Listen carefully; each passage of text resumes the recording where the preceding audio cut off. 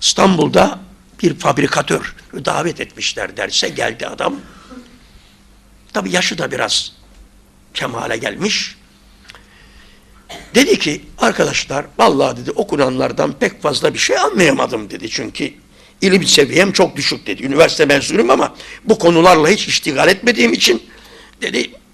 Ama anladığım bir şey var dedi. Bu kadar genci dedi bu gece. O gece de milli maç varmış.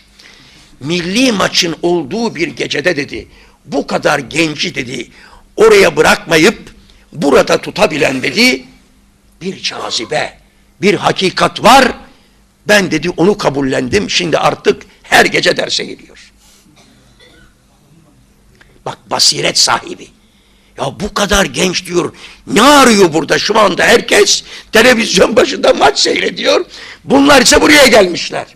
Demek ki burada o maçtan, televizyondan çok yüksek, çok ulvi, çok kutsi bir lezzet var ki onu bırakmışlar, buraya gelmişler. Adam bunu intikal etmiş. Muhteşem bir hizmet bu kardeşler. Çünkü bizim hizmetimiz tamir. Tamir biliyorsunuz kolay değildir, zordur. Tahrip kolaydır.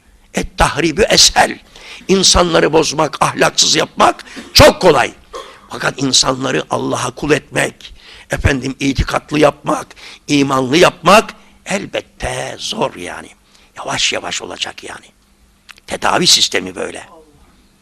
Ya onların elleri uzun şerde. Şerde adamın diyor eli uzundur, hayırda kısadır.